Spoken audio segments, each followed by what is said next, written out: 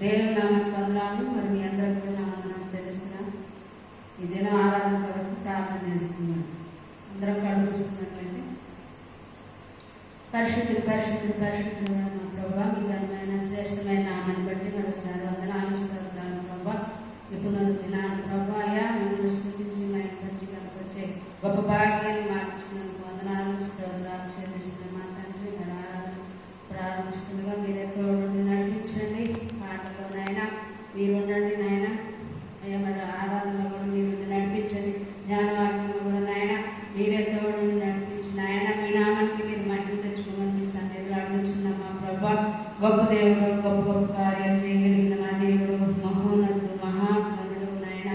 అయ్యా మరోసారి మీకు వందనాలు చెల్లిస్తున్నాం. మా తండ్రి మరి దాసులు వాక్యం చెప్పబోతుండగా నాయన అయ్యా మీ దాసులు మహాత్మలో నుండి మా అందరితో కూడా నాయన మీరు మాట్లాడిన ఆయన మీ నామానికి మీరు మహిమ తెచ్చుకోండి. మరి వాక్యం మరి ప్రతి ఒక్కరు కూడా మీకు అనుగ్రహించండి. వాక్యం విని అయ్యా మమ్మల్ని మేము సరి చేసుకుని అయ్యా ఈ మార్గంలో నడిచే గొప్ప భాగ్యాన్ని మాకు అనుగ్రహించమని వేడుకుంటున్నాం. మా తండ్రి ఆయన జరగబోయే ప్రతి కార్యక్రమంలో ప్రభావం అయ్యా మీరే తోడుని నడిపించండి. దేవానికి స్తోత్రాలు స్తోత్రాలు చెల్లిస్తున్నాం. మా తండ్రి ఆయన మరి నా ప్రభావం అంతరంలోనైనా మీ దయగలిగిన హస్తాలు కట్టకుండా మా ప్రభు సహాయం దయచేయండి. జ్ఞానంతో నింపండి నాయన. మీకు వందనాలు నాయన. జీవాధిపతి జీవం కలిగిన మా తండ్రి సర్వశక్తిమంతులు సర్వాధికారి నాయన. అయ్యా మీకు వందనాలు చెల్లిస్తున్నాం. మా ప్రభు యెహోవా తమకు దేవుడిగా కలిసిన ధన్యులు అంటున్నాం. అటు ధన్యతను మాకు ఇచ్చినందుకు వందనాలు. జరగబోయే ప్రతి కార్యక్రమంలో నాయన ఆదరణ అంటున్నాను నాయన మీరే తోడుని నడిపించి మీ నామాన్ని మీరు మహిమ తెచ్చుకోమని ఇచ్చిన ప్రార్థన ఆయన మీ కృపాసనం చేసుకోమని మహిమ ఘనత ప్రభావంలో మీరే పొందమని ప్రభును రక్షకుడైన యేసుక్రీస్తు వారి శక్తి కలిగిన నామంలో అడిగి వేడుకుంటున్నాం మా పరమ తండ్రి. ఆమేన్. దేవుని నామానికి స్తోత్రాలు. అందరికీ వందనాలు. ఈ సమయంలో భూపునాది మునుపే ఈ లోక సృష్టి ముందే అనే పాట పాడుకొని దేవుని మహిమపరుద్దామండి. భూపునాది మునుపే ఈ లోక సృష్టి ముందే ఆనంద గనులు చేసి పాడిని హృదయ నక్షత్రాలు కొలత వేసినప్పుడే ద్వారాలు తెచ్చినప్పుడే ఆనంద గనులు చేసి పాడిని దేవుని కుమారులు నూతన వర్షము నూతన లోక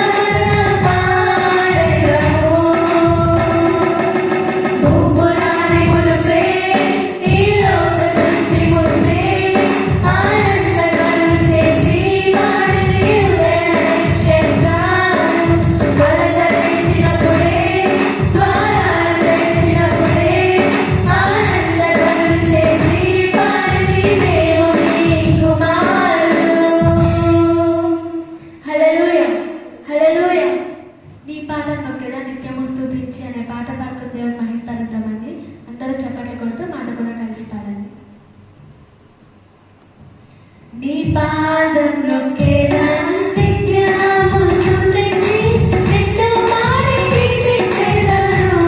యేసయ్యా నీ ప్రేమ పొంగుచున్నది, యేసయ్యా నీ ప్రేమ పొంగుచున్నది. నీ పాదంలో నిత్యము స్తుతించి నిన్ను పాడి కీర్తించెదను. యేసయ్యా నీ ప్రేమ పొంగుచున్నది,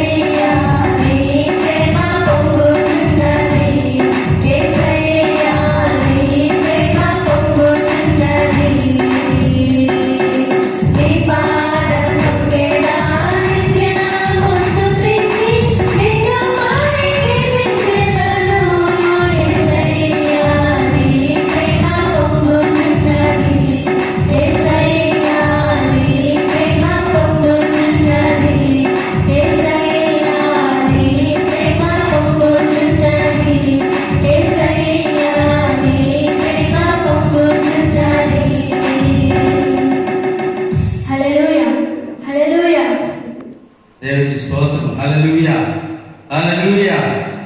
దేవునికి వందనాలు ప్రియులారా. మరొకసారి మనం ప్రభువును మనందరం కలుసుకుని గొప్ప భాగ్యం ప్రభువు మనకిచ్చినందుకు మరొకసారి వందనాలు తెలియపరుస్తున్నాం. ఈ దినము ప్రత్యేకించి మరి కొన్ని విషయాలు మనం చూద్దాం ప్రియులారా. నిర్గమకాండంలో మరి మోషే గారిని ప్రభువు దర్శించిన విధానం, మరి ఆయన ఇశ్రాయేలు ప్రజల దగ్గర రావడానికి మరి ఏ రీతిగా ఐగుప్తులున్న ప్రజలను లేకుంటే రాజైన ఫరోని తన సైన్యాన్ని గెలవాలో మరి ప్రభు అతనికి చూపించిన విధానాన్ని మనం చూస్తాం. ఇంతకు ముందు అయితే ఆయన శరీర సంబంధమైన బలాన్ని చూపించి ఆయన గెలిచాడు. కానీ ఇక్కడ అలా కాకుండా నీ చేతులు ఉంచబడిన ప్రతిదీ కూడా అద్భుత కార్యములు చేయిస్తారని చెప్పి మోషేకి చెప్పినట్లుగా మనం చూస్తా ఉన్నాం. అందుకే ఇక్కడ మనం చూసినట్టే ఒక మాటని చదువుకొని ముందుకెళ్దాం. నిర్గమకాండము 4వ అధ్యాయము 2వ వచనం. మొదటి 2 వచనాలు అంటున్నాయి కదా, చదువుతున్నా చూడండి. అందుకు మోషే చింతగించుము, వారు నన్ను నమ్మరు, నా మాట వినరు, యెహోవా నీకు ప్రత్యక్షము కాలేదందురు అని ఉత్తరమియ్యగా, యెహోవా నీ చేతిలోనిది ఏమిటి అని అతనిని అడిగాను.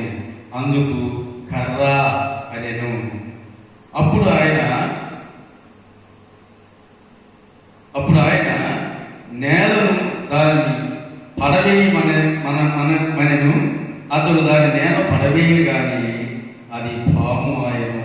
మోషే దాని నుండి పారిపోయాను. దేవునికి స్తోత్రము. ఇది నీ చేతికి ఇవ్వబడింది కదా, ఆ యెహోవా నీ చేతిలోనిది ఏమిటి అని అడిగాను. మోషే 40 సంవత్సరములు ఆ చేతిలో కర్ర పట్టుకుని ఏం చేసి ఉంటాడు? సుమారు మనం చూస్తే గొర్రెలను కాసిన ప్రియుల ఆయన ఆ గొర్రెలు 40 సంవత్సరాలు కర్రను తీసుకొని గొర్రెల కాసేది, కానీ ఆ కర్రలో ఎన్నడూ కూడా అద్భుతము చూడలేదు కదా. ప్రభు అంటారు కదా, నీ చేతిలోది ఏమిటి కదా. దేవునికి స్తోత్రం. చిన్న ప్రార్థన చేసుకుని ముందుకెళ్దాం.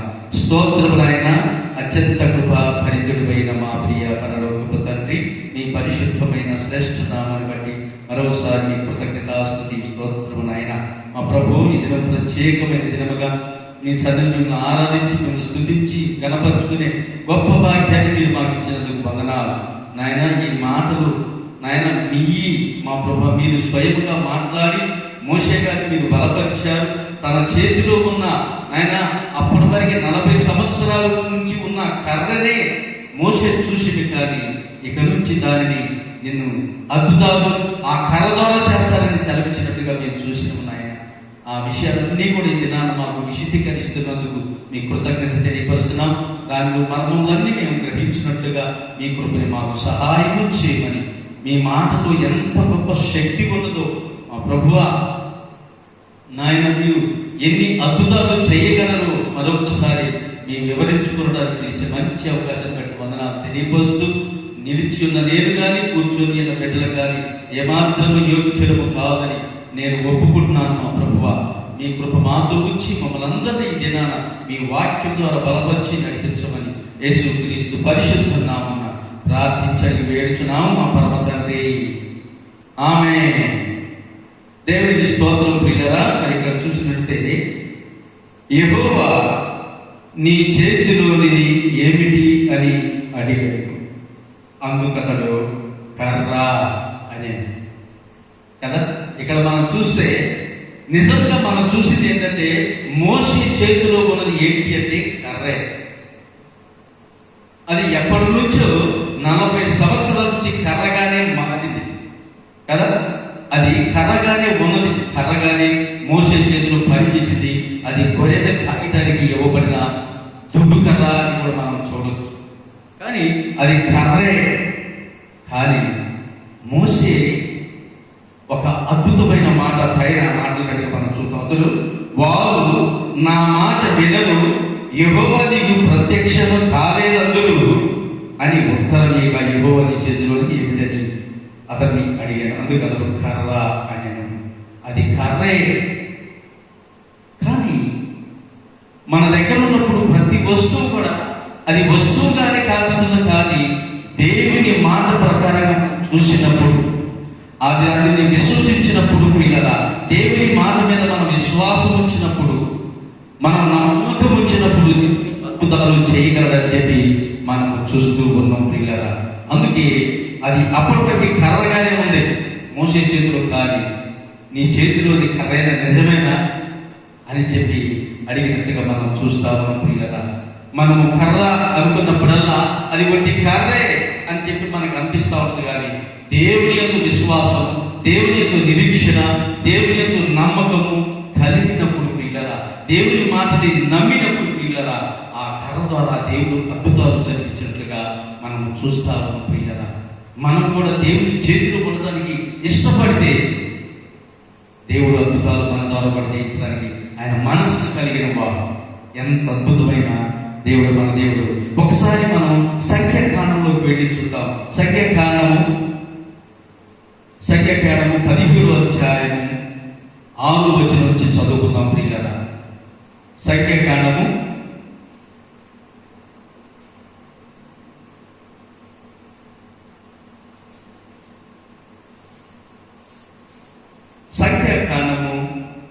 17వ అధ్యాయము 6వ వచనం చూస్తే ఏమనుందంటే, కాబట్టి లేకపోతే 5వ వచనం నుంచి కూడా 6వ వచనం. కాబట్టి మోషే ఇశ్రాయేలుతో చెప్పగా, వారి ప్రధానులందరూ తమ తమ పితరుల కుటుంబములలోని ఒక్కొక్క ప్రధానికి ఒక్కొక్క కర్ర చొప్పున 12 కర్రలను అతనికి ఇచ్చేది. అహరోను కర్ర వారి కర్రల మధ్య ఉండేను. మోషే వారి కర్రలను సాక్ష్యపు గుడారములో యెహోవా సన్నిధిని ఉంచెను. మరణాలు మోసే సాక్ష్యపు గుడారములోనికి వెళ్ళి చూడగా, లేవి కుటుంబమైన అహరోను కర్ర చిగురించి ఉండెను. అది చిగురించి పువ్వులు పూసెను, బాదము పండ్లు గలదాయను. అంటే అహరోను కర్ర చిగురించినట్లుగా మనం చూస్తాము. అయితే ఇక్కడ మనం గమనించినట్లయితే పిల్లరా, మన పితరులైన ఇశ్రాయేలు 12 గోత్రంలో ఆ యొక్క ఒక్కొక్క గోత్రానికి ఒక్కొక్క కర్ర చొప్పున తీసుకువెళ్ళి మరి ఆ గుడారంలో ఉంచినట్టుగా మనం చూస్తాము. అయితే ఈ పద్యం అంతా ఎందుకు వచ్చింది? ఈ పోటీ అంతా ఎందుకు వచ్చింది? నేను పరిశుద్ధుడు కాదా, నేను వాక్యం చెప్పకూడదా, నేను మాట్లాడకూడదు, ఇవన్నీ కూడా వస్తూ ఉన్నాయి ఇలాగా.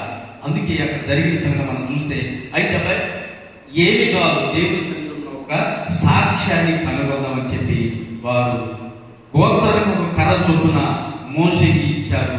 అయితే లేవి గోత్రంలో ఉంచబడిన అహరోను పేరు రాసిన ఒక కర్రను ఇచ్చినట్టుగా మనం చూస్తాము.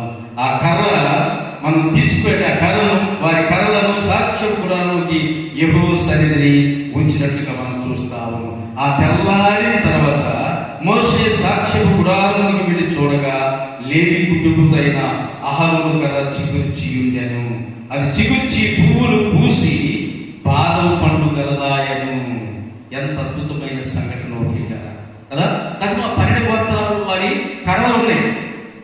రూబేను, లేకుంటే ఇస్సాకారు, లేకుంటే యోసేపు, లేకుంటే ఇంకా బెన్యామీను, అంటే ఇలా 12 గోత్రాలు కలిగిన 12 కర్రలను తీసుకొని యెహోవా సన్నిధిలో పెట్టారు. కానీ తెల్లవారి తర చూస్తే అది పువ్వులు పూసినట్లుగా, బాదము పళ్ళు కాసినట్టుగా, అంటే ఆ కర్ర చిగురించినట్టుగా, దానికి వేరులు లేవు ప్రియులారా, ఏరులు లేవు. అది కొట్టివేయబడది, అది ఇప్పుడు ఎండిపోయింది ప్రియులారా కదా.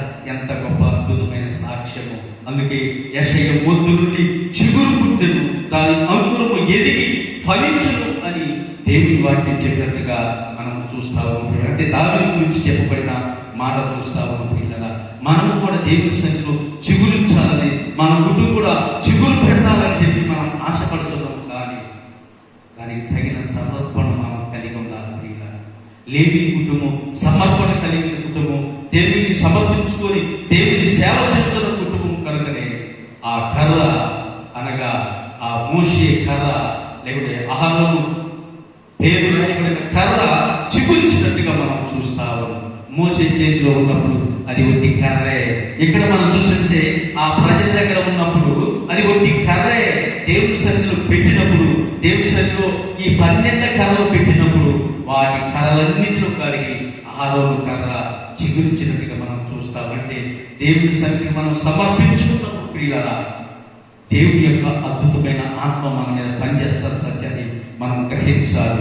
అందుకే మోషే వారి కర్రల సాక్ష్యం గుడారంలోకి యెహోవా సన్నిధిని ఉంచెను. మరణాలు మోసే సాక్ష్యం గుడారంలోనికి వెళ్ళి చూడగా లేవి కుటుంబదైన అహరోను కర్ర చిగురించి ఉండెను. ఎంత అద్భుతమైందో ప్రియులరా! ఆ కర్ర చిగురించి ఉండినట్టుగా మనం చూస్తాము. అది సమర్పణ కలిగిన వ్యక్తి యొక్క చేతిలో ఉన్నదని చెప్పి మనం చూస్తాము. మోసే కూడా ఆయన 40 సంవత్సరాలు మిద్యాను అడవులలో తిరిగినప్పుడు ఆయన కర్రగానే చూసింది. కానీ దేవుని సన్నిధికి వచ్చి దేవుని మాటను నమ్మి దేవుని చిత్తములో తనను ఎప్పుడైతే కింద పడేయమంటో పడేయగానే ఇప్పుడు నేను చెబుతున్నాను దాన్ని ఇప్పుడు నువ్వు తీసుకోవాలి అనగానే అది పాము అయినట్టుగా మనం చూస్తాము. దేవుని స్తోత్రం, హల్లెలూయా. మనము కూడా దేవుని సన్నిధికి దూరంగా ఉన్నంత కాలం కూడా ప్రియులారా మనం ఒట్టి వాళ్ళమే. దేవుని సన్నిధిని ఎప్పుడైతే ఆయనని సమర్పించుకొని ఆయన సన్నిధిలో నిలవడానికి మన కుటుంబం అంతా ఆయన సన్నిధిలో నిలవాలని ఆశపడతామో, ఎప్పుడైతే మనం దేవుని యొక్క సేవ చేయాలని చెప్పి దేవుని యొక్క సంఘంలో మనం నిలవాలని చెప్పి అనుకుంటామో మనం భూసేవారుగా ఉన్నాం ప్రియులారా. అద్భుతమైన రీతిలో ఆ దేవుని చేతిలో నడిపింపబడే అద్భుతమైన కర్రగా, లేకుంటే కొయ్యబడిన కర్రగా, చిగురించిన కర్రగా, లేకుంటే మరలా అది ఏమన్నా తెలిసిన 10వ వచనం చెబుతాడు. అప్పుడు యెహోవా మోషేతో ఇట్లా నేను తిరగబడిన వారి గూర్చి ఆనవాళ్ళు కాపాడబడినట్లు అహరోను కర్ర మరలా శాసనం ఎదుట ఉంచుము. ఏంటంట? అహరోను కర్ర మరలా శాసనం యొక్క ఉంచము అని చెప్పి ఎదుట ఉంచమని చెప్పినట్టుగా మనం చూస్తాము. కనుక మనం కూడా దేవుని ఎదుట బహు బలముగా ఘనముగా దేవుని కొరకు వాడబడే వారంగా ఉండాలి అనుకున్నప్పుడు ప్రియులరా, ఎంతమంది ఎన్ని ఆటంకాలు పెట్టినా మన కర్ర చిగురిస్తుంది, లేకుంటే మన జీవితం చిగురింప చేస్తాడు, లేకుంటే దేవుని సన్నిధిలో మనం వాడబడతామన్న సత్యాన్ని మనం గ్రహించాలి. అందుకే ఈ కర్ర అద్భుతమైన రీతిలో చిగురించినట్టుగా మనం చూస్తాము. మోసే చేతిలో ఉన్నప్పుడు కర్రే, కానీ దేవుని మాట వినినప్పుడు, దేవుని మాట నమ్మినప్పుడు అది ఆ కర్ర అద్భుతాలు చేసినట్టుగా మనం చూస్తాము. రెండో సంగతి చూస్తే నిర్గమకాండము 7వ అధ్యాయము, నిర్గమకాండము 7వ అధ్యాయంలో ఒక మాటలు ప్రియులారా చూడండి ఒకసారి. 7వ అధ్యాయంలో 19వ వచనం నుంచి చదివితే ఏమనుందంటే, నిర్గమకాండము 19-20 వచనాలు చూద్దాం. మరియు యెహోవా మోషేతో ఇట్లా నేను నీవు అహరోనుతో నీ కర్రను పట్టుకొని ఐగుప్తు జనుల మీదను, అనగా వారి నదుల మీదను, వారి కాలువల మీదను, వారి చెరువుల మీదను, వారి నీటి వాగులన్నిటి మీదను నీవు చెయ్యి చాపుము, అవి రక్తమగును. ఐగుప్తు దేశమంతటను మ్రాను పాత్రల మీదను, రాతి పాత్రల మీదను రక్తముగా ఉండును, రక్తము ఉండునని అతనితో చెప్పెను. యెహోవా ఆజ్ఞాపించినట్టు మోషే అహరోనును చేసి అతడు ఫరో ఎదుటను అతని సేవకుల ఎదుటను తన కర్రను పైకెత్తి నీళ్లను పట్టగా ఏటి నీళ్ళన్నీ రక్తముగా మార్చబడను. ఏటిలోని చేపలు చచ్చెను, ఏరు కంపు పుట్టెను. ఐగుప్తులు ఏటి నీళ్లను త్రాగలేకపోయి ఐగుప్తు దేశమంతటా రక్తము ఉండెను. దేవుని స్తోత్రం, హల్లెలూయా. ఎంత అద్భుతమైందో ప్రియులారా! అనగా ఇక్కడ మనం చూస్తే ఏం చెప్పబడిందంటే, యెహోవా ఆజ్ఞాపించినట్లు మోషే అహరోనులు చేసిరి. ఏంటంట? మోషే అహరోనులు చేసిరి. అయితే మరియు యెహోవా మోషేతో ఇట్లా నేను నీవు అహరోను కర్రను చేత పట్టుకొని నీవును అహరోనుతో కర్రని పట్టుకొని ఐగుప్తు దేశ జనుల మీద, అనగా వారి నదుల మీదను, వారి కాలువల మీదను, వారి చెరువుల మీదను, వాటిని నీటిలన్నిటిని వారి నీటి వాగులన్నిటి మీదను నీ చెయ్యి చావును, అవి రక్తమగును అని చెప్పినట్టుగా మనం చూస్తాము ప్రియులారా. అంటే దాని అర్థం ఏంటంటే ఈ కర్ర మోషే చేతిలో ఉన్నప్పుడు ఒట్టిదే. అయితే మోషే అహరోనులు నమ్మి విశ్వాసం వచ్చి వీరికి కొన్ని సూచక క్రియలు అద్భుతాలు వీళ్ళు చూస్తేనే కానీ వీళ్ళు ప్రభుని నమ్మదని చెప్పి వారు దేవుని మాటకి లోబడి దేవుని మాట ప్రకారంగా చేసి ఐగుప్తు నదులన్నీ నైలు నదితో సహా నదులన్నీ కూడా రక్తముగా మారిన, కర్ర పాత్రలో ఉన్నాయి కానీ రాతి పాత్రలో ఉన్నాయి కానీ అన్ని నీళ్ళన్నీ కూడా రక్తముగా మార్చబడ్డట్టుగా మనం చూస్తాము ప్రియులారా. అంటే ఇది ఒక అద్భుతమైన నిబంధన రక్తం ప్రియులారా. వారికి తాగడానికి నీళ్లు లేవు. ఎంత గొప్ప అద్భుతమైందో కదా. దేవుని యొక్క శక్తి, దేవుని ప్రభావం అనగా దేవుని కృప కనికరము అహరోను లేక మోసే చేస్తున్న కర్రలో ఎంత అద్భుతాలు జరుగుతున్నాయో వారు కనులారా వారు చూడాలి. ఐగుప్తులు చూసి భయపడాలి. ఐగుప్తులు చూసి వారి దేవుడైన మోసే అహరోను దేవుడైన ఇశ్రాయేలు దేవుడైన యెహోవాకి భయపడాలని చెప్పి ఆయన అలా చేయించినట్లుగా మనం చూస్తాము. అయితే యెహోవా ఆజ్ఞాపించినట్లు మోషే అహరోనులు చేసి ఉన్నారు కదా. మనకి ఆజ్ఞాపించింది ఏంటి? ఆజ్ఞాపించింది మనం తప్పకుండా విశ్రాంతి దినము పరిశుద్ధ దినముగా ఆచరించడం, ప్రార్థించడం, వాక్యం చదవడం కదా. మనకు ఆజ్ఞాపించలేదా? మనము మత్తయి సువార్త లాస్ట్ అధ్యాయం లాస్ట్ మాట ఏంటి? 28, 18, 19 వచనాలు ఏంటి? ఏం రాయబడింది కదా. కనుక ప్రియులారా, వారికి ఆజ్ఞాపించినంతా కూడా అనగా ఐగుప్తులు వారి దేవుడైన యెహోవా మహిమను, యెహోవా అద్భుతాలను, యెహోవా చేసిన ఆశ్చర్యమైన క్రియలను వాళ్ళు చూపించడానికి దేవుడు ఆజ్ఞాపించినట్లుగా ఆయన వారికి ఏ రీతిగా ఆజ్ఞాపించిండో ఆ రీతిగా వారు చేసుకుంటూ పోయినట్లుగా మనం చూస్తాము ప్రియులారా. చాలాసార్లు మనము ఏమని అంటే ఎలా అంటే మనం ఎలా మార్చబడుతున్నాం అంటే ఎన్ని తెలిసినా ఏది అడిగినా జరిగేది నా చిత్తమే అన్న పాట అట్లా పాడుకున్నట్టుగా మనం మన పనులు నడుస్తున్నామే కానీ ఆయన చిత్తమే అని మాత్రం మనం అనలేకపోతున్నాం. కానీ ఇక్కడ మోషే అహరోనులు యెహోవా ఆజ్ఞాపించినట్లుగా చేసినట్లుగా మనం చూస్తాము ప్రియులారా. మనం కూడా ఆయన ఆజ్ఞకు లోబడి వారిగా ఉండాలని చెప్పి ఇక్కడ మనం చూస్తాము. కనుక ఇంకొక మాట చూసుకుందాం. సంఖ్యాకాండంలో చూస్తే 20వ అధ్యాయం 9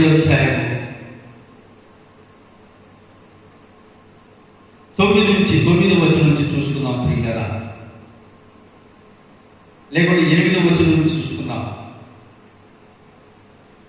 7వ వచనంలో అంతటా యెహోవా మోషేకు ఇలాగు సెలవిచ్చెను, నీవు నీ కర్రను తీసుకొని నీవును నీ సహోదరుడైన అహరోనును ఈ సమాజమును పోగు చేసి వారి కన్నుల ఎదుట ఆ బండతో మాట్లాడము, అది నీళ్ళిచ్చును.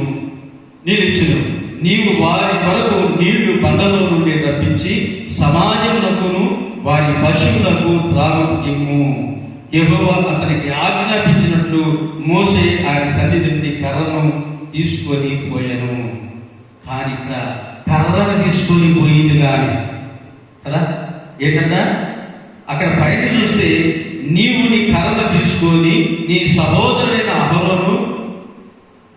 అహరోనును ఈ సమాజంలో పోగు చేసి వారు కన్ను ఎదుట బండతో మాట్లాడము, అది నీళ్ళిచ్చును. నువ్వు మాట్లాడితే నీళ్ళు ఇవ్వడానికి దేవుడు రెడీగా ఉన్నాడు. కానీ దానికంటే ఎగస్ట్రా మనం చేస్తా ఉన్నాం ప్రియులారా. చాలాసార్లు మనము ఎగస్ట్రా చేసి కదా మన మీదకి కొన్ని శాపాలు తెచ్చుకుంటున్నాం ప్రియులారా. మనకి ఆజ్ఞాపించని, మనకి చెప్పని పనులు చేసి కదా. పౌలు గారి ఎల్లగొట్టగలరా, సీల గారి ఎల్లగొట్టగలరా అని సేవాకు కొడుకులు కూడా దయ్యాన్ని వెళ్ళగొట్టడానికి చూస్తే ఏం జరిగిందంటే గొడ్డల ఓడదీసి బట్టల ఓడదీసి కొట్టి భారీ చేసేది. విన్నారా? 10 మంది కొడుకులు అంట వాళ్ళందరూ కూడా పారిపోయారంట పిల్లలు. కనుక మనం చేసింది లేకుంటే మనకి ఆజ్ఞాపించిందే మనం చెయ్యాలి, మనకి చెప్పిందే చెయ్యాలి, ప్రభు చెప్పింది చెయ్యాలి, సేవకుడు చెప్పింది చెయ్యాలి. ప్రభు చెప్పింది చేయక, సేవకుడు చెప్పింది చేయక మనం ఎక్స్ట్రా చేసుకుంటూ పోతే ఇలాంటి సంఘటనలు మనకు ఎదురవుతాయి. ఏమి రాయబడింది 10వ వచనం చూస్తే, తర్వాత మోషే అహరోనులు ఆ పంట ఎదుట సమాజమును పోగు చేసినప్పుడు అతడు వారితో ఏమంటాడు, ద్రోహులారా వినుడి, మేము ఈ పంటలో నుండి మీ కొరకు నీళ్లు రప్పింపవలెనా అని. అప్పుడు మోషే తన చెయ్యి ఎత్తి 2 మార్లు తన కర్రతో ఆ పంటను కొట్టగా నీళ్లు సమృద్ధిగా ప్రవహించెను, సమాజమును పశువులను త్రాగెను. అప్పుడు యెహోవా మోషే అహరోనులతో, మీరు ఇశ్రాయేలు కన్నుల ఎదుట నా పరిశుద్ధతను సన్మానించినట్లు నన్ను నమ్మకపోతిరి కనుక ఈ సమాజమును నేను వారికి ఇచ్చిన దేశంలోనికి మీరు తోడుకొని పోరని చెప్పాను. అంటే ప్రజలు పోతారు కానీ మీరు పోరు కదా. చాలాసార్లు ఈ దినాలు మనం చూస్తా ఉంటే సిలువును ముందు పెట్టుకొని బోధించే వాళ్ళు తక్కువైపోయారు, సిలువుని వెనక పెట్టుకొని బోధించే వాళ్ళు ఎక్కువైపోయారు కదా. సిలువ అసలు అవసరమే లేదని చెప్పుకునేవాళ్ళు బయలుదేరారు ప్రియులారా. ఎంత ఆశ్చర్యమైన సంఘటన కదా. ఇక్కడ మనం చూస్తున్నట్టే ప్రభువుని ముందు పెట్టుకొని ప్రభువుకు లోబడి ఆయన ఏమి సెలవిస్తున్నాడో వాటి చొప్పున చేయకుండా, ప్రభువా నీవు కొంచెంసేపు ఆగు, నువ్వు పక్కన కొంత సమయం నేను మాట్లాడాలి, కొంత సమయం నేను మాట్లాడాలి, కొంతసేపు ప్రజలకి నేను బోధించాలి, కొంత సమయం నాదేదో నేను చెప్పి నేను ఘనత సంపాదించుకోవాలి, లేకుంటే ఈ గొప్ప అద్భుతమైన సంఘటనని నా ద్వారా జరిగి అని చెప్పి నెబుకద్నెజరులాగా నేను అనుకోవాలని చెప్పి చాలా మంది సేవకులు కూడా ఉన్నారు. చాలా మంది రక్షించబడిన విశ్వాసులు కూడా మేము కూడా సేవ చేసేవాళ్ళమే అని చెప్పుకునే వాళ్ళు ఉన్నారు ప్రియులారా. ఇదే మనం చూసినట్లు చాలా మంది అలా తయారైపోయారు. రక్షించబడ్డారో లేదో ఆ యొక్క సేవకులతో సరైన సమాధానం లేకుండా, మరి రక్షించబడిన వారి సరైన గద్దించినప్పుడు వినకుండా, రక్షణ అనుభవం లేకుండానే మేము సేవే చేస్తామని చెప్పి సేవ చేయడానికి సంస్కృతి అయితే భుజాలు వేసుకొని లేకుంటే ట్యాగులు వేసుకొని మేము సేవ చేస్తాం, మా ఇంట్లో సేవ చేస్తాం, మేము మా ఊర్లో సేవ చేస్తాం అని చెప్పేవాళ్ళు చాలా మంది ఉన్నారు. ఎందుకంటే దేవుడు మనతో చెప్పిన పని చేస్తే మనకు క్షేమం ప్రియులారా. మనం చెప్పకపోయినది చేయడానికి ఇష్టపడితే తెప్పలు తెచ్చుకుంటూ మన సత్యాన్ని మనం గ్రహించాలి. మనము దేవుడు మనకి చెప్పని పనిని, దేవుడు మనకి ఆజ్ఞాపించిన పనిని, దేవుడు మనకి సెలవీయని మాటలు మాట్లాడితే మనము తెప్పల పడవలసిన పరిస్థితులు మనకు ఏర్పడిన సత్యాన్ని కూడా మనం గ్రహించాలి. అందుకే ఇక్కడ మనం చూస్తే ఏమంటాడు, అప్పుడు యెహోవా మోషే అహరోనుతో, మీరు ఇశ్రాయేలులను కన్నుల ఎదుట నా పరిశుద్ధతను సన్మానించినట్లు నన్ను నమ్మకపోతే కనుక ఈ సమాజంలో నేను వారికి ఇచ్చిన దేశంలోకి మీరు తోడుకొని పోలని చెప్పాను. దేవునికి స్తోత్రం, హల్లెలూయా. పైన 7వ వచనం చెప్తుంది కదా, 7వ వచనం అంతటా యెహోవా మోషేకి ఇలాగ సెలవిచ్చెను, నువ్వు ఎలాగ మాట్లాడమని చెప్పాను, ఇలాగ మాట్లాడమని అప్పుడు నేను వస్తాయి అని చెప్పి మోషేకి అహరోనుకు చెప్తే మోషే ఏం చేసాడు, బండని కొట్టి 2 సార్లు కొట్టినందుకే ఆయన కానానులోకి ప్రవేశించలేకపోయిన సత్యాన్ని మనం గ్రహించాలి. ఎంత గొప్ప సేవ చేసిన మోషే గారు కదా. ఆయన కానానులో ప్రవేశించకుండా నెబూకద్నెజరు మీద నుండి ఆ కానాను ప్రదేశం అంతటి కన్నులారా చూసాడు కానీ దానిలోకి ప్రవేశించలేకపోయాడు పిల్లలు కదా. కనుక మనం యెహోవా సెలవిచ్చినాక మనం చేసేవారిగా ఉండాలి. కానీ మన సొంతంగా మన ఆలోచన ప్రకారంగా చేస్తే చివరికి మన వెనక మిగిలేది గుంటలే, గోతిలే మిగులుతాయి పిల్లల. ఆ గోతిలో మనకు తెలియకుండా పడిపోతున్న సత్యాన్ని మనం గ్రహించాలి. అందుకే మోషే అహరోనుతో అంటారు కదా, మీరు ఇక కానాను దేశాన్ని చూడరు, నా ప్రజలను తీసుకొని దానిలో మీరు ప్రవేశించరు అని చెప్పబడిన మాట మనం చూస్తా ఉన్నాం. ఈ కర్ర అద్భుతములు చేసిన కర్ర, ఈ కర్ర అద్భుత కార్యములు చేసిన కర్ర. అది మన దగ్గర ఉన్నప్పుడు అది ఒట్టిదే, కానీ ఎప్పుడైతే దేవుని యొక్క మాటకి, దేవుడు సెలవించిన మాట ప్రకారంగా దానిని చేయడానికి మనం ఇష్టపడతామో అద్భుతాలు ఆ కర్రలో జరిగినట్లుగా మనం చూస్తూ వస్తున్నాం ప్రియులరా. అది అనగా ప్రజలందరూ నీళ్లు తాగారు, పశువులన్నీ సమృద్ధిగా నీళ్లు తాగినాయి. కానీ అంటే దేవుని పని చేసుకుంటూ చేయించుకుంటూ మన చేత, కానీ చివరికి లాస్ట్ తీర్పు దినాన్ని చూస్తే నీవెవడవో నాకు తెలియదు, నేనెన్నడూ నేను చూడలేదు. ఎందుకని? క్రమంగా చేయకుండా అక్రమంగా చేస్తే, క్రమంగా చేయకుండా అంటే క్రమంగా అంటే దేవుడు చెప్పినట్టు చేయకుండా మన ఇష్టానుసారం మన చెట్టు చొప్పులు చేస్తే దానికి దెబ్బలు దేవుని దగ్గరికి వెళ్ళిన తర్వాత దానికి తీర్పు సరి మనం చూస్తా ఉన్నాం కదా. లాస్ట్గా ఇంకొక సంఘటన చూపించి నేను ముగిస్తాను పిల్లరా. నిర్గమకాండం 14వ అధ్యాయం 15వ వచనం చూస్తే చూడండి. నిర్గమకాండము 14వ అధ్యాయం 15వ వచనం నుంచి చూస్తే, అంతలో యెహోవా మోషేతో, నీవేళ నాకు మొర్రపెట్టుచున్నావు, సాగిపోవుడి అని ఇశ్రాయేలుతో చెప్పుము. నీవు నీ కర్రను ఎత్తి ఆ సముద్రం వైపు నీ చెయ్యి చావి దాన్ని పాయలుగా చేయము. అప్పుడు ఇశ్రాయేలు సముద్రం మధ్యలో ఆరిన నేల మీద నడిచిపోతారు. దేవుని స్తోత్రం, హల్లెలూయా.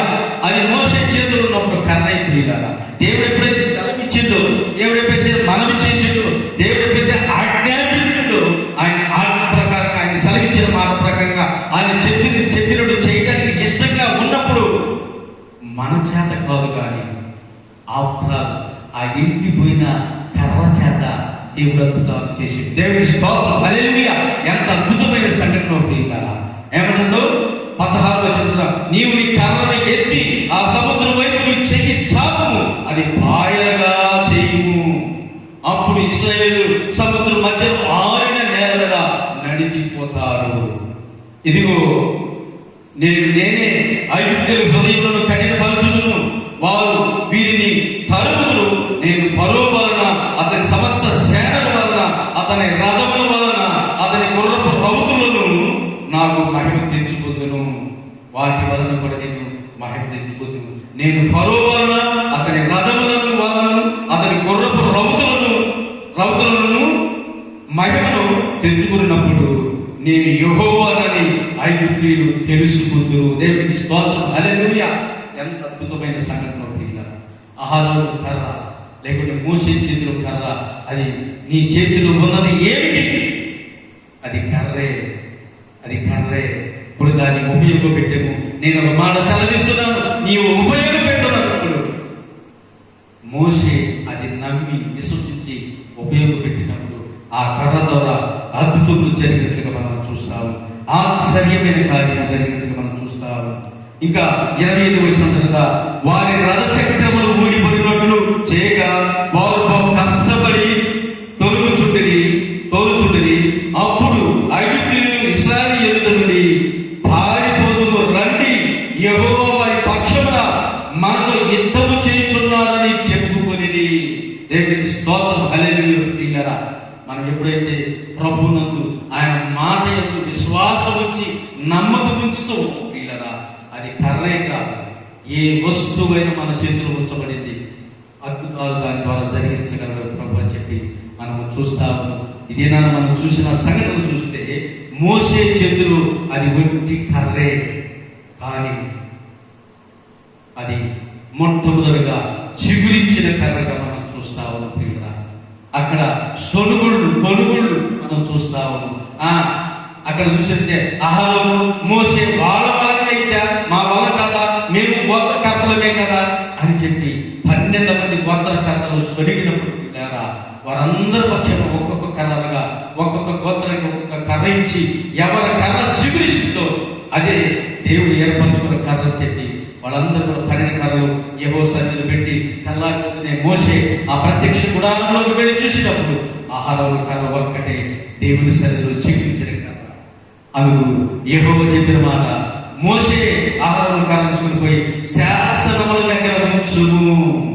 ఎంత అద్భుతమైందో కదా, దేవుని స్తోత్రం. అందుకే అక్కడ అద్భుతమైన కార్యము అహరోను కర్ర అనగా మోషే కర్ర అద్భుతము జరిగించి లేకుంటే చిగురించినట్టుగా మనం చూస్తా ఉన్నాం.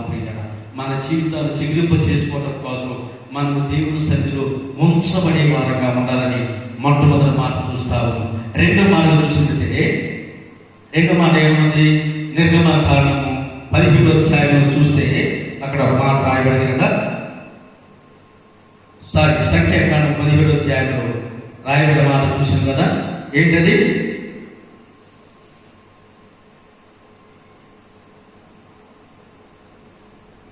చిగురించిన కర్ర అని చెప్పి మనం చూస్తా ఉన్నాం. అలాగే మరి నిర్గమకాండం 7వ అధ్యాయంలో చెప్పబడిన మనం చూస్తే అక్కడ ఒక మాట ఉంది.